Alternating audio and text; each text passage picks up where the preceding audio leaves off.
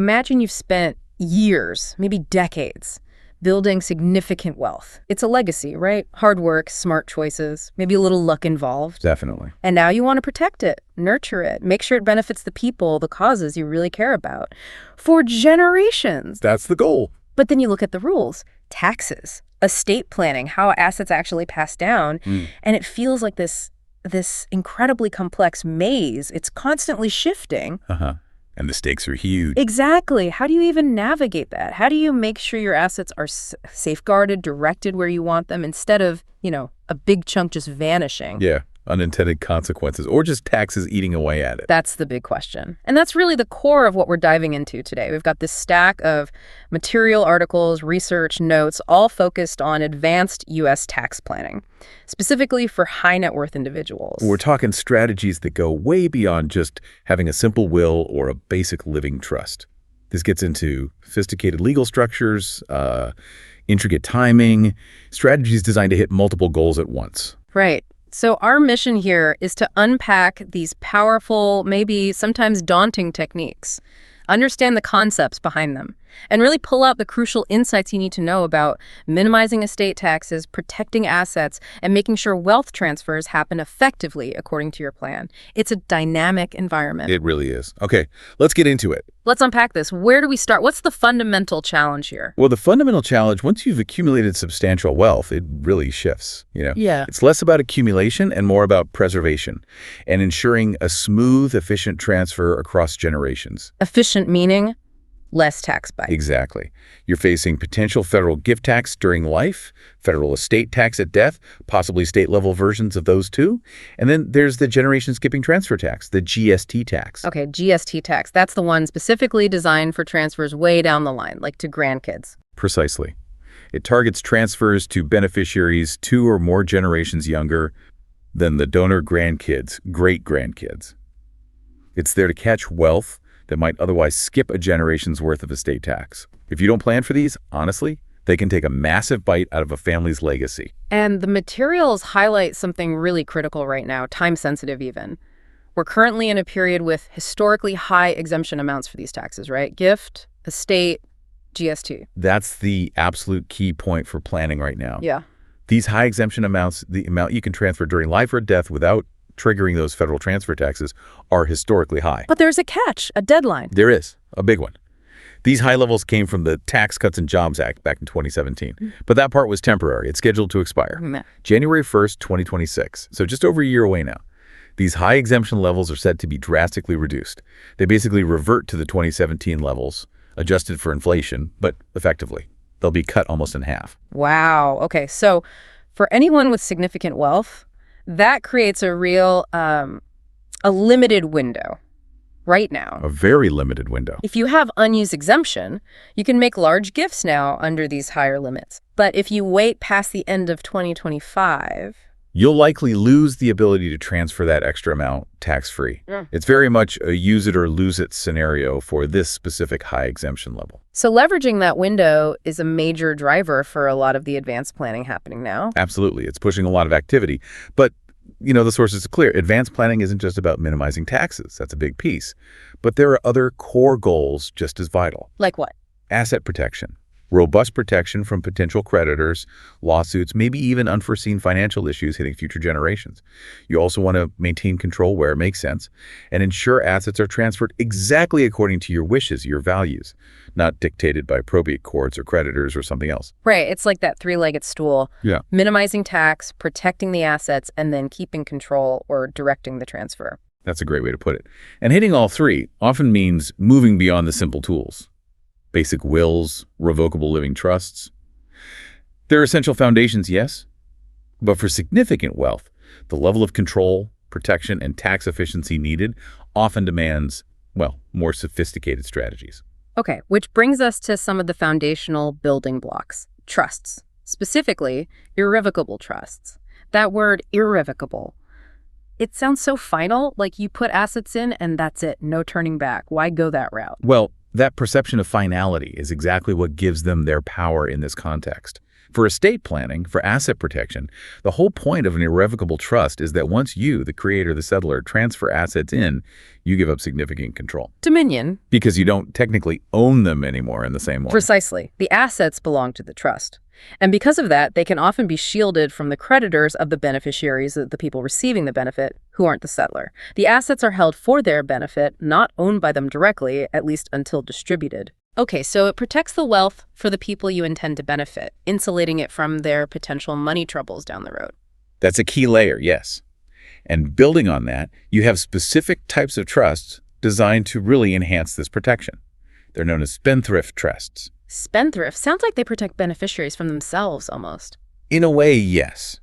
These trusts have specific language drafted in, designed to protect beneficiaries not just from outside creditors, but also from their own potential poor financial choices or habits. They can't easily waste the inheritance before they get it. How does the legal language actually do that? What's the mechanism? The core is the spendthrift provision itself. It's a clause in the trust document. It explicitly prohibits the beneficiaries from voluntarily transferring their interest, selling it, assigning it, using it as collateral for a loan. They can't pledge future trust distributions. And it also typically bars involuntary transfers, meaning creditors generally can't attach the beneficiary's interest in the trust. They can't levy against it, force a sale of it.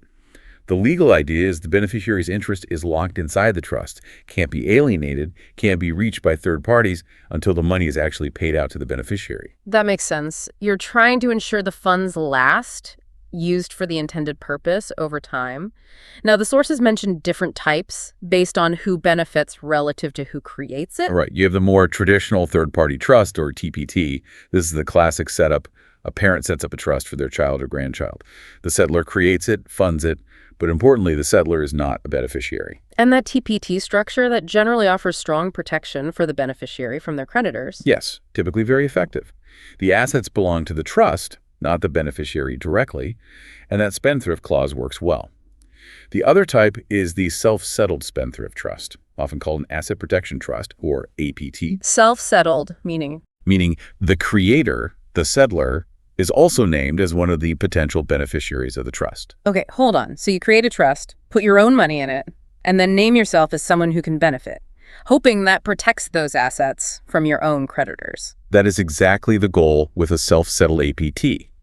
However, and this is a really critical distinction, the sources hammer home the effectiveness of these self-settled APTs against the settler's own creditors.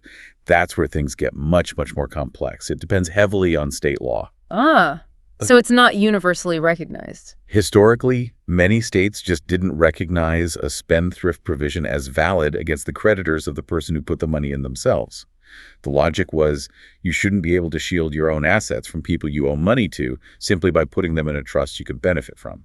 So setting one up might work in State A, but be useless in State B for protecting your own assets. Precisely. Now, the sources do say the weight of authority does recognize these trusts as valid entities. But whether they actually protect the settler's assets from the seller's creditors varies widely by state. And even in states where they are recognized, there's a huge caveat. Which is? Fraudulent transfer law, or voidable transactions, sometimes called. Right. Even if the state generally allows APTs, creditors can still potentially reach assets transferred into the trust if that transfer is deemed fraudulent or voidable. Meaning you transferred the assets specifically to avoid paying creditors you knew about. Exactly. Or if the transfer was made when you were already insolvent, or the transfer itself made you insolvent. You can't see a big lawsuit coming, quickly dump everything into an APT, and expect it to be untouchable. Timing and intent are absolutely critical. Got it.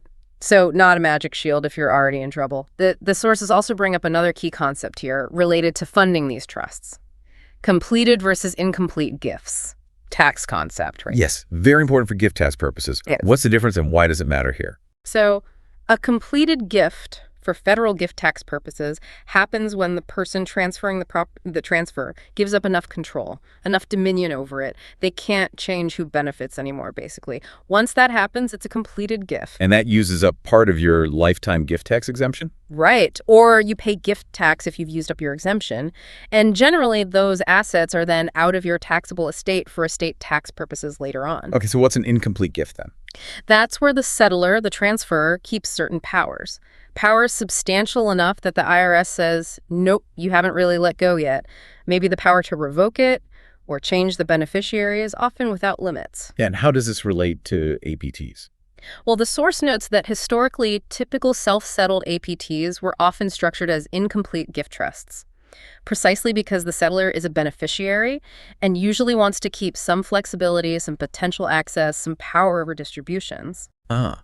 So because the settler could still potentially benefit or control things, the gift wasn't seen as complete for tax purposes. The assets stayed in their taxable estate, even if the goal was creditor protection. Exactly. Asset protection might have been the primary goal, but it didn't get the assets out of the estate for tax purposes. However, there's a more recent, more complex trend towards using what are called completed gift self-settled APTs. Okay, now you're trying to have your cake and eat it too. Kind of. These are for clients who look at the current high gift tax exemption and say, I want to use that now, lock in that tax benefit, make a completed gift, get these assets out of my estate. But I still want to be a potential beneficiary for asset protection. That's the objective. Wow. But these are incredibly complex structures. They have to be set up in one of the specific states, the sources list, about 20 domestically or offshore jurisdictions that actually permit self-settled trusts to be effective against the settler's creditors. And the drafting has to be perfect. Meticulous, absolutely meticulous drafting and ongoing administration. You have to ensure the settler hasn't kept any power or even had some kind of implied understanding that could let the IRS pull those assets back into their taxable estate later under those complex code sections 2036 to 2042. Those are the sections about retained interests or powers, right? Exactly. Section 2036 pulls assets back if you kept the right to income or enjoyment, or the right to say who gets it. Section 2038 pulls them back if you kept the power to alter, amend, revoke, or terminate. For these completed gift APTs to work, the drafting has to be so tight that the settler has zero legally enforceable rights or powers. They have to rely entirely on the independent trustee's discretion to maybe make a distribution to them someday. So big potential upside using the exemption, getting protection, but also very high risk if it's not done flawlessly. Sounds like it's not for everyone. Definitely not, and not suitable for every client's risk tolerance. Trusts, especially these irrevocable ones, they're clearly foundational, offering layers of protection, control over distributions. Okay, trusts are definitely key building blocks. Now, what about strategies that let you shift significant wealth down the line for tax reasons, but maybe let the senior generation keep more direct, hands-on control over the actual assets? Now you're talking about family limited partnerships, FLPs, and family LLCs. These become incredibly useful tools for exactly that scenario. An FLP is a well-established method. You can use it to transfer family assets, could be an operating business, real estate portfolio, stocks, bonds, whatever, to younger generations, tax efficiently. And the key feature. The senior members, usually the parents who set it up with the assets in, can keep significant control over those assets, over the entity's operations, even after they've transferred a large chunk of the economic value to their kids or grandkids. How does the structure allow that balance of shifting value but keeping control? Typically, the parents create the FLP under state law. They contribute assets to it. In return, they get partnership interests. But there are two classes, general partner interests, GP, and limited partner interests, LP. And the parents are the GPs. Right. The parents serve as the general partners. And crucially, they can hold a tiny percentage of the total equity as the GP interest, like 1% is common. The rest, say 99%, is the limited partner interest.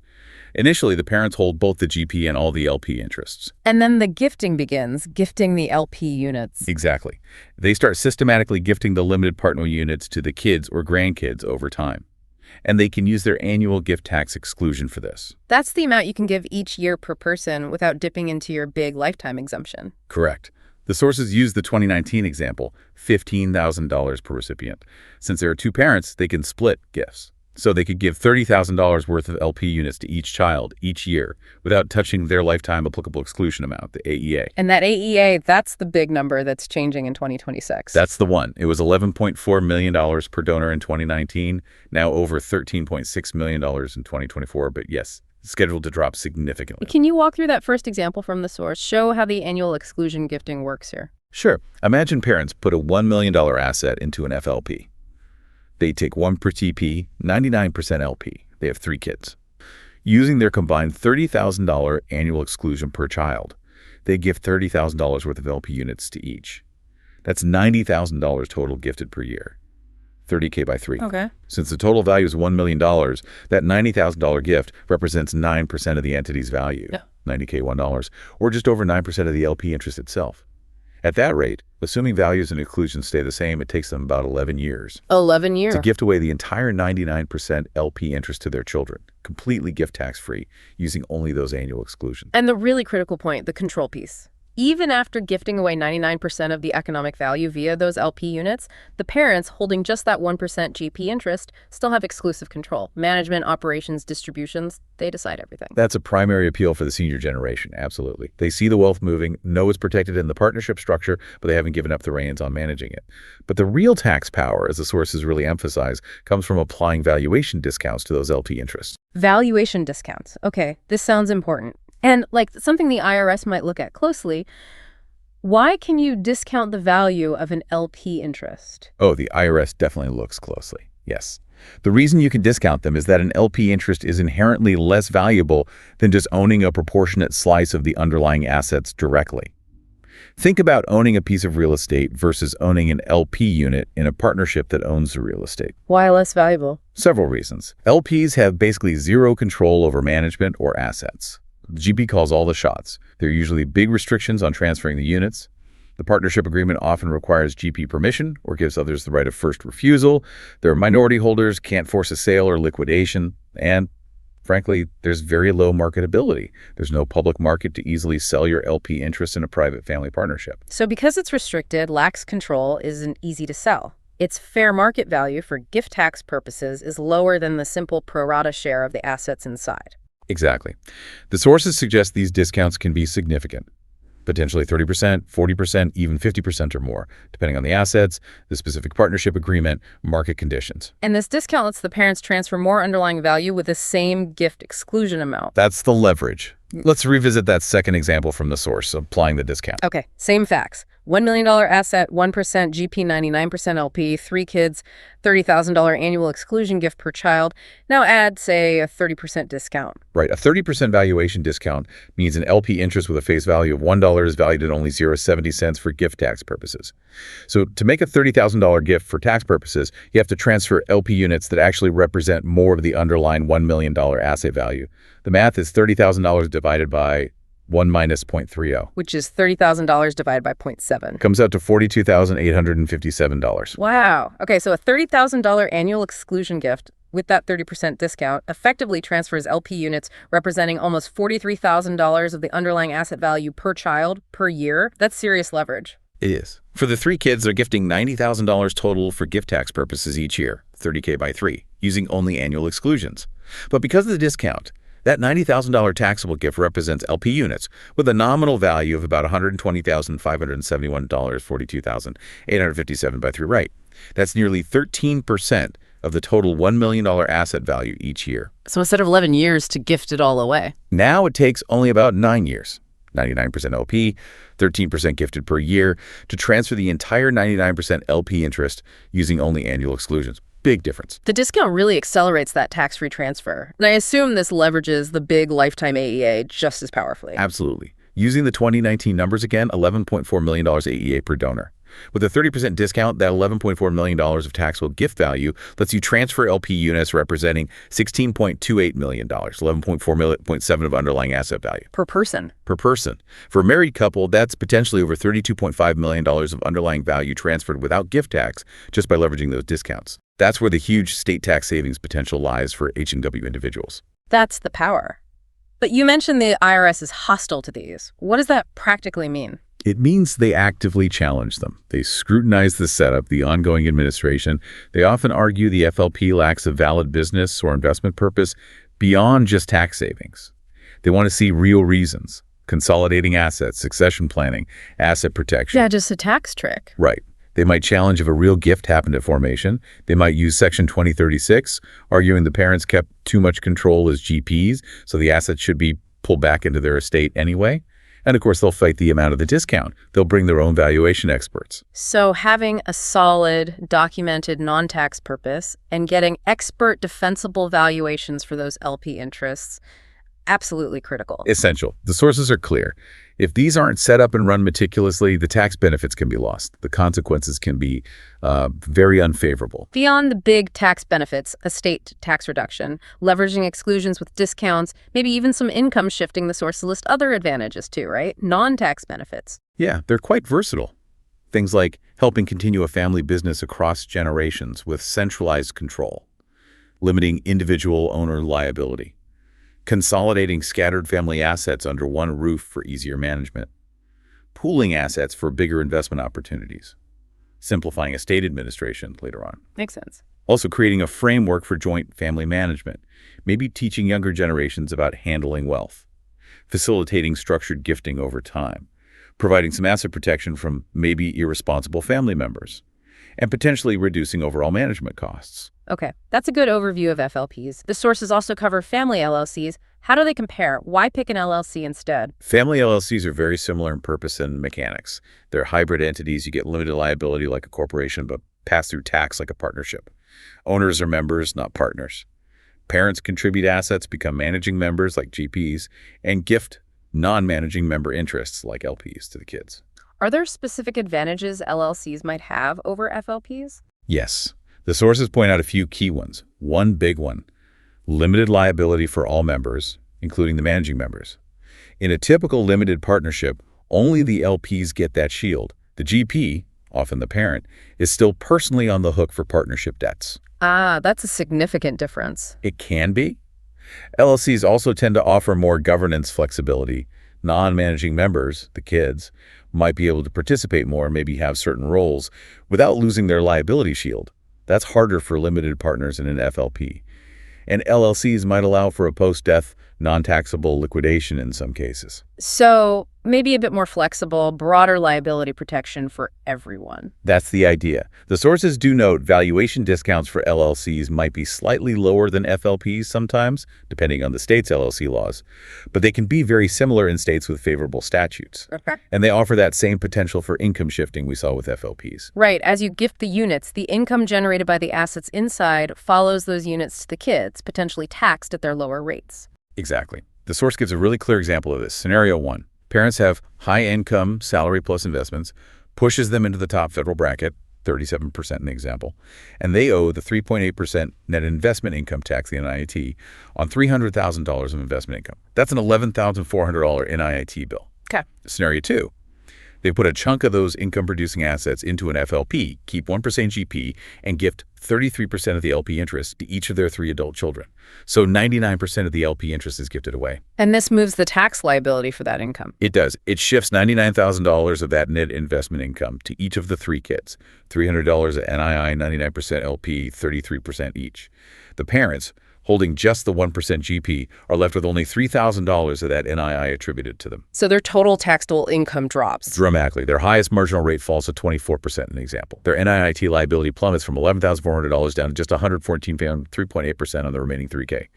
The income shifted to the kids gets taxed at their rates, likely lower. Example uses 22% and 24%. And the kids in this example weren't subject to the NIT, so that extra tax layer disappears for that income. That really shows how these structures aren't just about estate tax. They can have significant ongoing income tax benefits too. It highlights the multi-layered potential, absolutely, when applied strategically. Okay, let's shift gears a bit. Moving from structures mainly about wealth transfer and control, let's talk about strategies involving actually giving wealth away, specifically leveraging philanthropy, charitable giving. For H&W individuals, this isn't just altruism, right? It can be a core part of the tax and wealth plan. Absolutely. Strategic charitable giving offers that great dual benefit. You support causes you really care about, and you can get significant tax advantages. We're talking potential reductions in current income tax, future estate tax, maybe even capital gains tax. The sources list several key charitable vehicles used here. Let's tick through them and their main tax benefits. Okay, first up, and very popular these days, donor advised funds, DAFs. You contribute cash, securities, other assets to a DAF account, which is sponsored by a public charity. You generally get an immediate income tax deduction for that contribution right in that year. And the money sits in the JAF account. Right. It can be invested, potentially grow tax-free, and you retain the flexibility to recommend grants from that DAF to qualified charities whenever you choose. So you separate the timing of your tax deduction from the timing of the actual charitable grants. Like a charitable savings account where you get the tax break up front. That's a good analogy. Next, charitable remainder trusts, CRTs. This is an irrevocable trust. You transfer assets in, often highly appreciated assets. The trust then pays an income stream back to you, the donor, or maybe other non-charitable beneficiaries for a set term, like up to 20 years, or for your lifetime. And when the term ends? Whatever's left in the trust goes to the charity you designated. What are the tax benefits of a CRT? You get an upfront charitable income tax deduction in the year you fund it. It's based on the calculated present value of what's expected to go to charity eventually. And crucially, if you fund it with highly appreciated assets stock, real estate the trust can sell those assets without triggering immediate capital gains tax. Ah, so the trust sells, not you. Right. That gain gets deferred.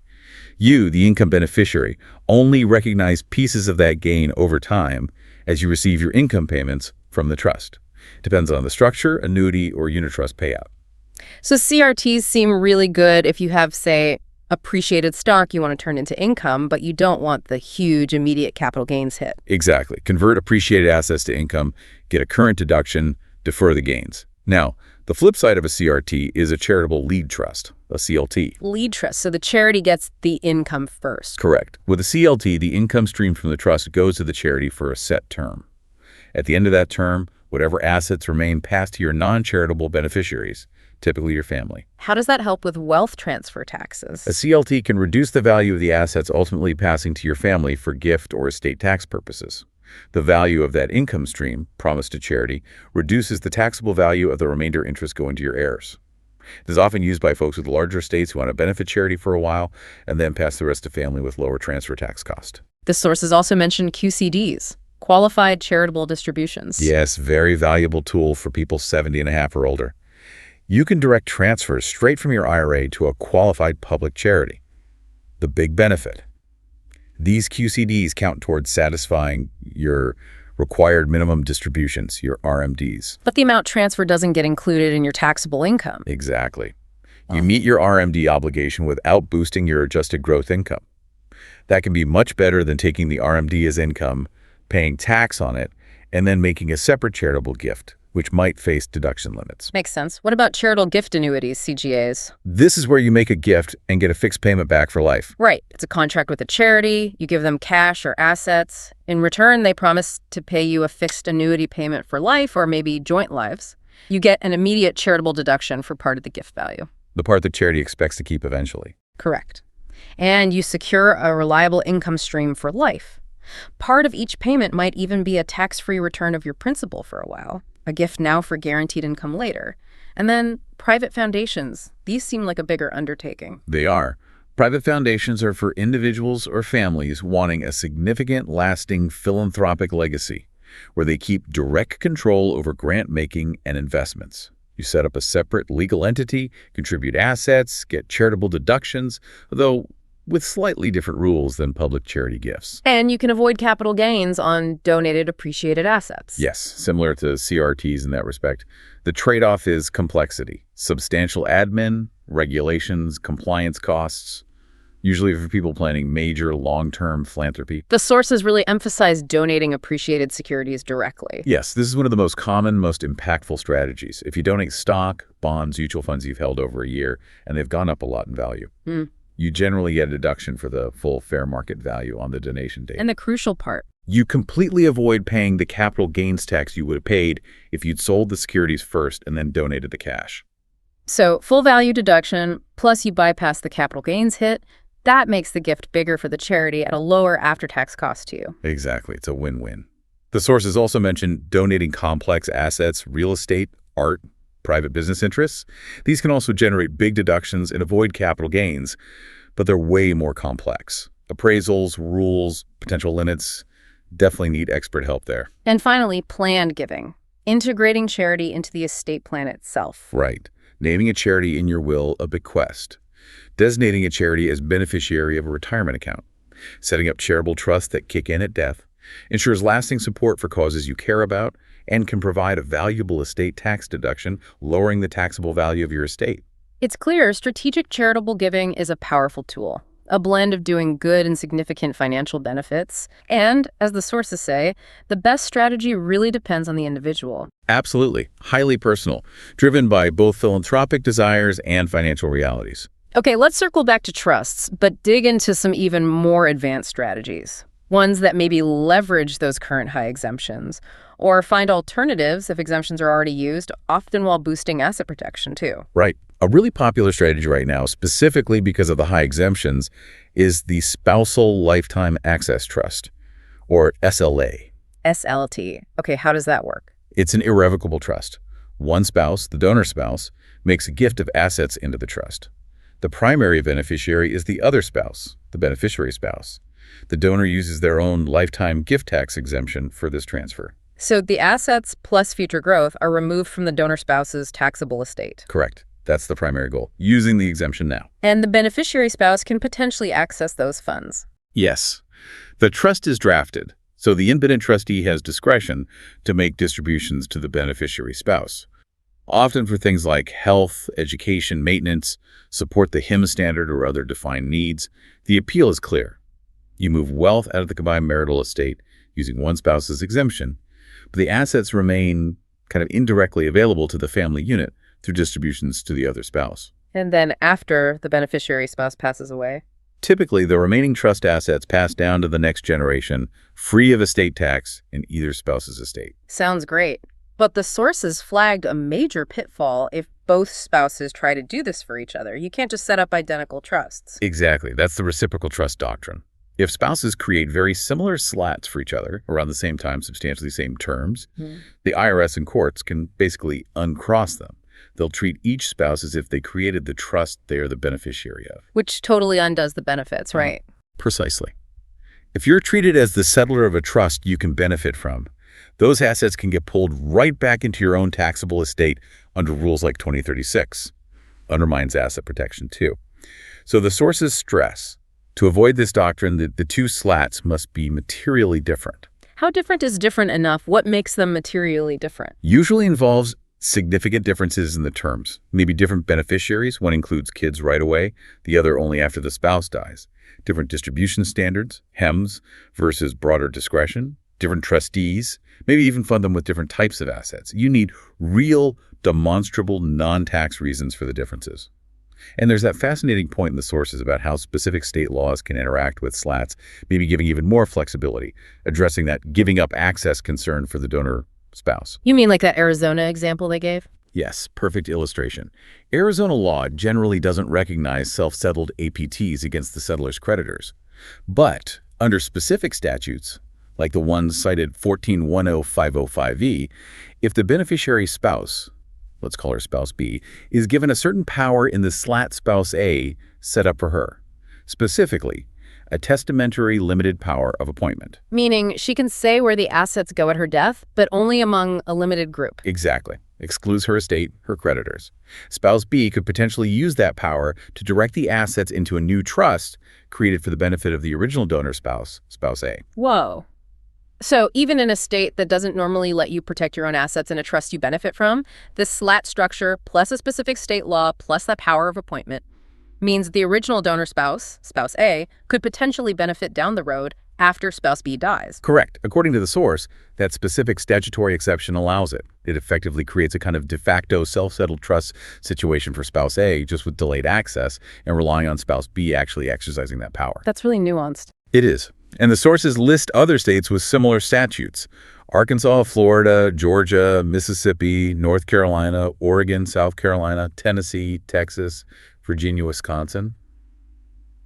The implication: if your state isn't favorable for this kind of contingency, maybe consider changing the trust's location, its situs, to one of these states. Wow. Shows how critical state-specific law is in advanced planning. You can't just use a generic template. Absolutely underscores that. Now, the sources also circled back to those completed gift self-settled trusts we touched on earlier. Right, the ones for clients who want to use the big exemption now but are really nervous about giving up access completely. Exactly. Trying to get the completed gift for tax purposes, get assets out of the estate, but still remain a potential beneficiary for protection and maybe access. As we said, they must be in one of those specific states that allow self-settled trusts against settlers' creditors.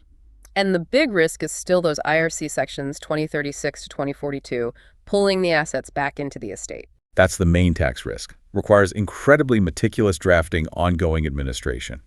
Ensure the settlor retains no binding right or power, explicit or implicit. Access has to be purely at the independent trustee's discretion. They're complex, carry significant drafting and audit risk, need highly experienced counsel. So definitely not standard, more risk involved. What about trust designed specifically for income tax planning? Maybe using that intentionally defective idea. Yes, the intentionally defective irrevocable trust, the IDIT, another common third-party trust, usually for kids or grandkids. It's called intentionally defective because it's deliberately drafted to make the settlor treated as the owner of the trust assets, but only for income tax purposes under the grantor trust rules, section 671, 677. Wait, intentionally making the settlor pay income taxes on assets they already gifted away for estate tax purposes? Why do that? Still sounds backwards. The benefit is actually pretty significant. When the settlor pays the income taxes generated by the trust ordinary income, capital gains, they are effectively making an additional tax-free gift to the trust each year, equal to the amount of taxes they paid. So the trust assets grow faster because the trust itself isn't paying the income tax. Exactly. The trust assets compound free of that internal income tax drag. It preserves more capital inside the trust for the beneficiaries. And it further reduces the settlor's own taxable estate, because they're using their personal funds to pay the tax liability generated by assets that are already outside their estate for gift and estate tax purposes. That's clever. A way to push more value down without using more gift exemption. How do you actually make a trust defective like that? Trigger those grantor trust rules. The sources mention a couple of common ways. One is giving someone, maybe acting personally, not as a trustee, the power to swap or substitute assets of equivalent value between their own funds and the trust. Another is giving the settlor, or someone who isn't adverse, the power to let the settlor borrow from the trust without adequate interest or security. Either of those retained powers can make the settlor the owner for income tax. The sources also bring up business opportunity trusts, BOTs, sometimes called Section 678 trusts in this context. Business opportunity sounds like it's for specific assets or businesses. Goal. The goal, as described, is to let a beneficiary, usually the next generation, transfer an appreciating asset into the trust without triggering immediate income tax, and, critically, remove the future appreciation of that asset from their own estate without using their gift tax exemption. It uses a third-party trust structure, but one where the beneficiary's powers over the trust cause them, not the original settlor, to be treated as the owner for income tax purposes under Section 678. So the beneficiary steps into the grantor's shoes just for income tax for this trust. That's the effect. Section 678 says if someone other than the grantor has the power to take the trust principal or income for themselves, they're treated as the owner for income tax. So if a beneficiary has certain powers, like withdrawing principal or directing distributions, that can trigger 678. Okay. How does that let them transfer an asset in without immediate tax? Because the beneficiary is treated as the owner of the trust for income tax, when that beneficiary sells an appreciating asset they own personally, like maybe valuable startup stock to the BOT, right, the IRS views that sale as the beneficiary selling the asset to themselves. And selling something to yourself isn't a taxable event. Correct. Sales between a person and their grantor trust, or a trust they're treated as owning under 678, are generally disregarded for income tax. So no capital gains tax triggered right then on the appreciation. The asset is now in the trust, future growth happens outside the beneficiary's personal estate, and they didn't use their gift exemption because it's structured as a sale, not a gift. That sounds incredibly powerful, especially for, say, founders with rapidly appreciating private stock. Move future growth out of your estate, tax-free, no gift exemption used. It's a very effective technique for those specific situations, high-growth assets. But the sources note a potential trade-off, asset protection. How so? The very powers the beneficiary has over the trust, the ones that trigger Section 678. They might weaken the asset protection compared to a standard third-party spendthrift trust, where the beneficiary has zero control or withdrawal rights, especially in states with specific asset protection trust laws. It's a balance. Finally, on income tax, the sources mention trust designed mainly for state income tax reduction, known by acronyms like NINGs, WINGs, DINGs. Based on the names, Nevada, Wyoming, Delaware, states with no income tax. You got it. Nevada, Wyoming, Delaware, Alaska, South Dakota, others mentioned. Key feature: no state income tax. And some also allow self-settled APTs. The strategy is to set up a trust in one of these states and structure it specifically as a non-grantor trust for income tax purposes. So unlike the IDIT where the settler pays, here the trust itself pays the income tax. Exactly. And because the trust's legal home, its administration, is in a state with no state income tax, the trust avoids state income tax liability on its accumulated earnings, interest, dividends, capital gains. It effectively shifts the state income tax burden from wherever the settler or beneficiaries live, maybe a high-tax state, to the zero-tax state where the trust is. Sounds like a clear win if you live in California or New York. It can be a tool for multi-state planning. But there's an important caveat mentioned. Trusts pay federal income tax at much more compressed rates than individuals. They hit the top federal bracket much faster. Right, like at only $15,000 or so of income? Exactly. Around $15,200 for 2024 hits the top 37% bracket. An individual doesn't hit that until over $600,000. So while you save state tax, you have to weigh that against the trust potentially paying higher federal tax if it accumulates a lot of income instead of distributing it. It's a calculation. Depends on income level, state rates. Fascinating how state law differences are leveraged. Okay, let's focus now on strategies really targeting assets expected to appreciate significantly. Grantor retained annuity trusts, GRNs. Prime example. It's an irrevocable trust. Grantor transfers assets in for a fixed term, 2, 5, 10 years, whatever. In return, the grantor gets fixed annual annuity payments back from the trust for that same term. Put assets in, get fixed payments back. What's the tax goal? Transferring the future appreciation, tax-free. The annuity payments are calculated based on the initial value put in and an IRS set interest rate, the Section 7520 rate. The idea is the annuity payments effectively give the grantor back their initial principal plus that assumed 7520 rate growth, any actual growth of the assets inside the GR, above that 7520 rate that passes to the remainder beneficiaries, kids, grandkids, at the end of the term. Completely tax-free. Uses minimal or zero gift tax exemption. So you freeze the value for gift tax, and any growth above the IRS rate bypasses transfer tax. Exactly. And a common technique, blessed by the Walton court case, is the zeroed-out GRAT.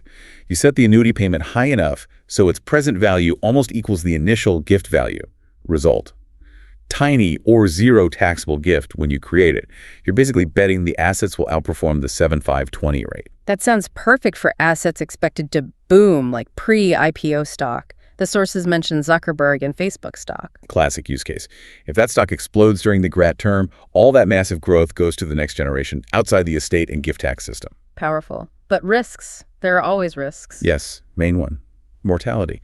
If the grantor dies before the GRAT term ends, a chunk, maybe all, of the trust assets gets pulled back into the grantor's estate under Section 20 and 36A, estate tax benefit lost. So shorter terms are often better. Less chance of dying during the term. Often, yes.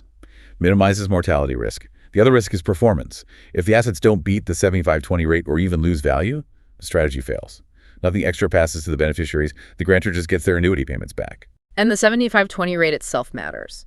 Lower rates make it easier to beat, improving the odds. Correct. The interest rate environment definitely affects how attractive GRs are. Okay. Another asset-specific strategy, qualified personal residence trusts, QPRTs, for homes. Exactly. QPRTs are specifically for transferring a primary residence or a vacation home. Grantor transfers the house title to an irrevocable trust for a fixed term, say 10, 15 years. Key is they retain the right to live in the home rent-free during that term. So you gift your house away but keep living in it. For the chosen term, yes. And the taxable gift you make when you create the QPRT isn't the home's full value. It's the discounted value of the remainder interest, what passes to the beneficiaries after your right to live there ends.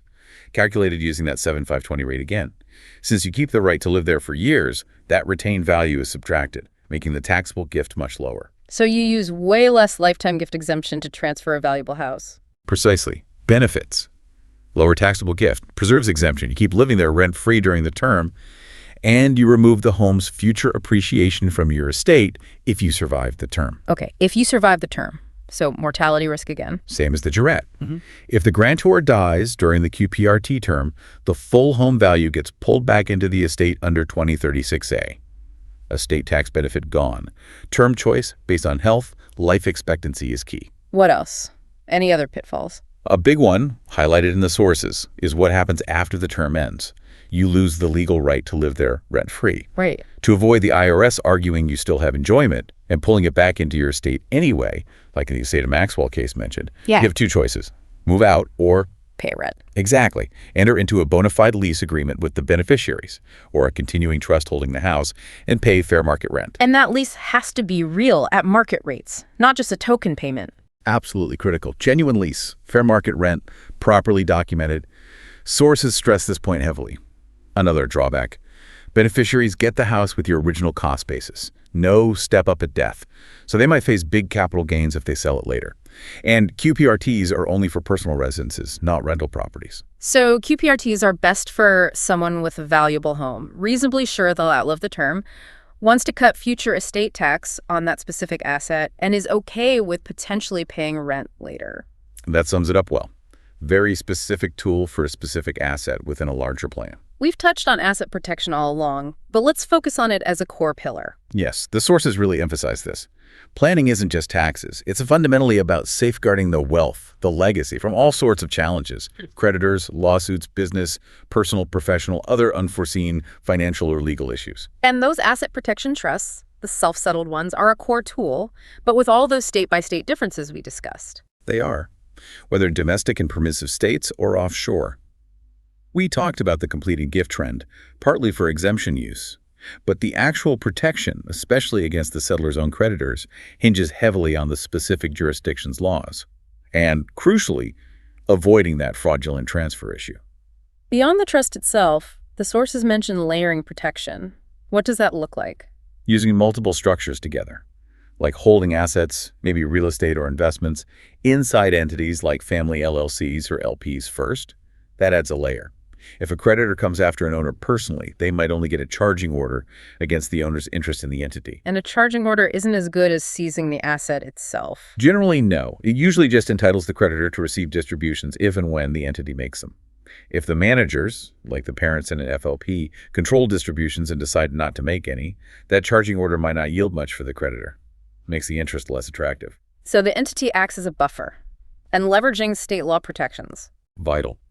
Using state-specific creditor protections, like homestead exemptions protecting home equity, amounts vary wildly, or exemptions for retirement accounts, life insurance cash value. A good plan identifies and uses these state safe harbors.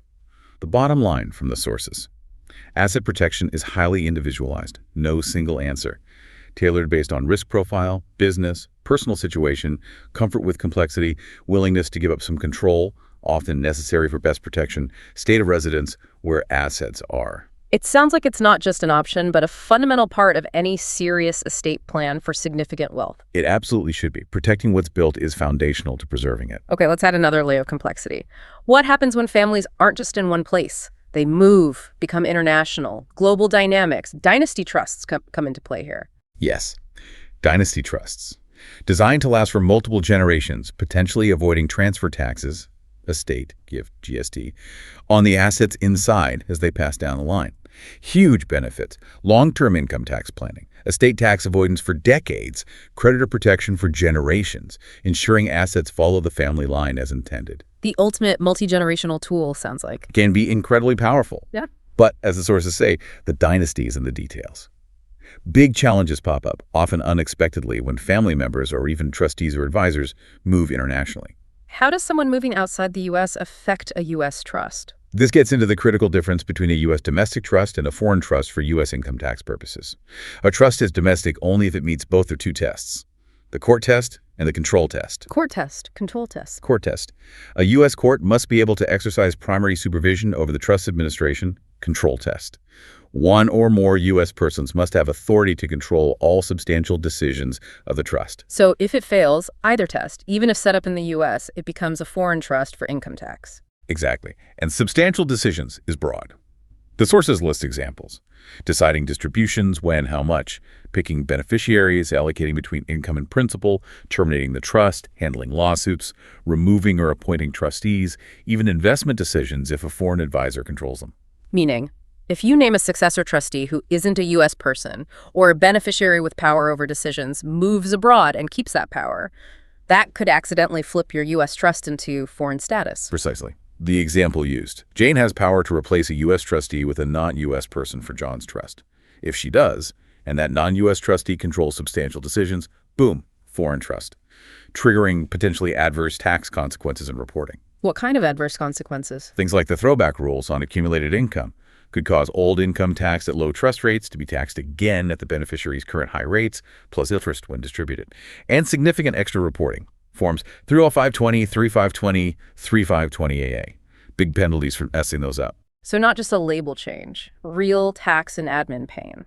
What happens tax-wise at the moment a U.S. trust becomes foreign? A migration. Sources bring up IRC Section 684, generally requires gain recognition on appreciated property when the U.S. person transfers it to a foreign trust. A migration is treated similarly. How does 684 apply on migration? Depends on who the grantor and beneficiaries are after migration. If it's still a U.S. grantor trust with U.S. beneficiaries, under Section 679, which treats U.S. grantors as owners of foreign trusts with U.S. beneficiaries, then the 684 gain recognition is postponed until it stops being a grantor trust. Grantor dies, no more U.S. beneficiaries. Then the gain hits. Okay. What if it's not a grantor trust after migration? If there's no U.S. grantor or no U.S. beneficiaries at migration, then Section 679 doesn't apply. The general 684 rule hits immediately. The trust itself recognizes gain on all its appreciated assets as if sold right before becoming foreign. Ouch. This really screams get professional advice if anyone involved might move internationally. Absolutely. Sources suggest proactive drafting, allow trustees to change situs in governing law, but mandate they consult a U.S. tax advisor first to understand the 684-679 impact. And beneficiary residency matters too, even if the trust stays domestic. A U.S. beneficiary moves abroad. Their new country has its own tax rules for trust distributions, its own reporting, need advisors in both countries. Expatriation renouncing U.S. citizenship adds even more complexity, especially regarding trust interests. So even a well-drafted U.S. dynasty trust isn't set it and forget it if the family goes global. Needs active management, cross-border expertise. Now, the sources also cover the flip side. Non-resident, non-citizens, NRNCS gifting to U.S. beneficiaries. How are U.S. gift and estate taxes different for them? For U.S. transfer taxes, it's about domicile, not just income tax residency. A non-resident isn't domiciled here. Unlike some countries, the U.S. usually taxes the NRNC donor or their estate, not the U.S. recipient. And what U.S. assets trigger U.S. tax for an NRNC? This is key. For U.S. gift tax, an NRNC is only taxed on gifts of U.S. tangible personal property, art, jewelry physically here, and U.S. real estate. Critically, gifts of intangibles like U.S. stocks, U.S. bonds are not subject to U.S. gift tax for an NRNC. But for estate tax? That's different. For U.S. estate tax at the NRNC's death, those same intangibles are subject to U.S. estate tax if located here. Huge difference. Intangibles escape U.S. gift tax for NRNCs, but not U.S. estate tax. That difference creates planning opportunities. Sources suggest an NRNC can use a U.S. domestic non-grantor dynasty trust effectively for their U.S. beneficiaries.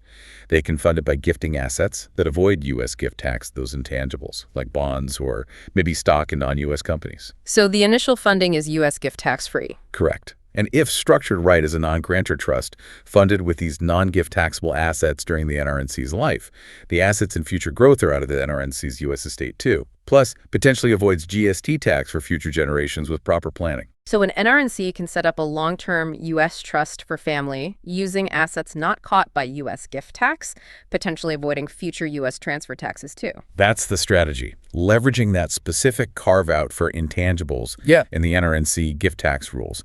Of course, they might have taxes in their home country. And the U.S. trust and beneficiaries have U.S. reporting, like Form 3520 for gifts from non-U.S. persons. Still complex? Clearly, even with global families, tools exist, but the details, absolutely critical. A dynasty is in the details, especially when crossing borders, for sure. Okay, we hit a lot of individual strategies, trusts, entities, charity. The sources wrap up with a case study showing how these pieces fit together in an integrated plan for a specific family. Right, this case study. Married couple, Arizona residents, 2 kids, $25 million net worth. They see that 2026 exemption drop coming. Know they'll face estate tax if they do nothing. They also have a $1 million startup investment they think will really take off.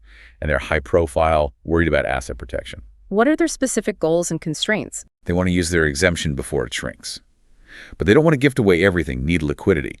Specifically, they figure they need $5 million protected, but potentially accessible somehow. And they need to keep about $3 million personally liquid, for solvency. Very typical H&W balancing act. Yeah. Transfer wealth, protect it, keep enough cash on hand. How does the proposed plan tackle this? It's multi-step, layered. Step 1, address the high-growth asset, that $1 ARM startup investment. Plans suggest putting it into a GRATE, maybe a 5-year term. Fund it with enough cash, too, to cover the annuity payments until the expected IPO. Right. Use the GRATE to remove that expected future appreciation from their estates, using little or no gift exemption up front. If the stock pops like they hope, that growth goes tax-free to the kids at the end. Makes sense. Use the right tool for the rapidly appreciating asset. What about the $5 million they want protected but maybe need access to? Step 2, focuses on that $5 protected nest egg. Plan suggests an offshore, self-settled asset protection trust for this amount. Primary goal, robust creditor protection.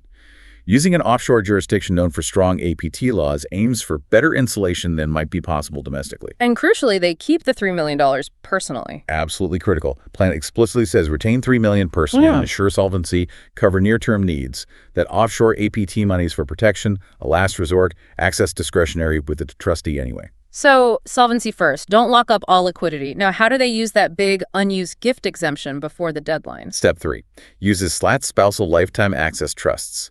Plan suggests funding SLATs with the remaining $16 million, 25 M total, 1 meter crafter, 5 shore APT, 3 Melmers retained to $16 EMS. Each spouse sets up a SLAT for the other. Uses up a big chunk of their combined exemption, $16. Designed carefully to avoid the reciprocal trust problem. Yes. Different terms, trustees, etc. Set up to benefit the beneficiary spouse during life, providing potential access if needed, though likely intended as secondary funds to maximize tax benefits. Then, after the beneficiary spouse dies, they become dynasty trusts for the kids and future generations, free of future state tax. And being Arizona residents helps with the SLATs, that state law thing. Exactly. Plan notes leveraging Arizona law. The SLATs can give the beneficiary spouse that limited power of appointment, allowing them to potentially direct assets at their death into a new trust that could benefit the original donor spouse. Uses that Arizona statutory exception, gives flexibility later if needed, while still using the exemption now. This case study really pulls it all together. Great for growth, offshore ATT for protection access, SLATs for exemption use, and spousal flexibility. All layered, considering state law, prioritizing liquidity. Great illustration of integration. The plan also includes a contingency. If the exemption drops unexpectedly early or looks like it won't be made permanent, they could consider converting that offshore APT to a completed gift trust, if state law allows and counsel advises, to use more exemption. So the outcome. Minimized estate tax potential, strong layered asset protection, flexibility for change, and potential future access, all built on ensuring solvency. Shows the level of customization and strategic thinking needed at this level. We've said it before, but worth hammering home. The IRS knows about these complex strategies. They challenge them. They do. Sources are explicit. Persistent IRS scrutiny, especially in valuation discounts, structures they think lack real economic substance beyond tax avoidance. They challenge the gift itself, use Section 2036 on control, dispute the discount amounts. And getting it wrong is costly. Very, sources warn. Incorrect setup, lack of documented purpose, sloppy administration. The intended tax and protection benefits can evaporate. Can lead to unexpected taxes, assets exposed. Consequences can be very unfavorable. Which just underscores the absolute need for experienced experts. Legal, financial. Indispensable. Experienced estate planning attorneys, tax advisors, maybe valuation experts, not just for the initial complex design, but for ongoing administration, compliance, annual revaluations for FLPS LLCs, navigating changes in law or family situation. Dealing with QPRT, post-term rent, or beneficiary moves for dynasty trusts requires proactive expert guidance. For years. Decades even. Definitely not a DIY project. Not if you want it to hold up, not over the long term. Wow. Okay, that was truly a deep dive. Some incredibly sophisticated U.S. tax planning strategies for high net worth individuals. We went from the urgency around the exemption change through all kinds of trusts, LATs, IDITs, BOTs, APTs, family entities like FLPs, LLCs, valuation discounts, strategic charity via DMAFs, CRTs, asset-specific tools like GRATs, QPRTs, layered asset protection, and even global family dynamics with dynasty trusts and NRNC planning. It really highlights how complex and multifaceted this planning is. It demands understanding a wide array of tools, how they interact, balancing tax, protection, control all at once. The core message seems clear. For those with significant wealth, yes, powerful tools exist. You can significantly cut potential transfer taxes, protect assets, ensure wealth passes according to your goals. But These tools need careful selection, meticulous setup, diligent ongoing administration, often facing IRS scrutiny and changing laws. And that looming 2026 exemption drop really does create a near-term push, Yeah. a reason for action for many with unused exemption who want to lock in these current high levels. Right, that window is key right now. So, for you listening, what stands out from all this? Do any of these approaches resonate with your own goals? Preserving legacy, protecting assets, making sure your wealth has the impact you intend? It's more than just tax avoidance. It's about intentionally shaping the future. Which brings up a final thought. Given all this complexity, the reliance on specific laws, the potential for change in taxes or family situations over decades, how do you ensure a plan put in place today stays robust, stays effective, adaptable, secures that legacy for generations instead of just becoming, well, a static document that doesn't fit reality anymore? What's the single most important step you might take next? Knowing what you know now about these advanced tools and the complexities involved in making them truly work over the long haul.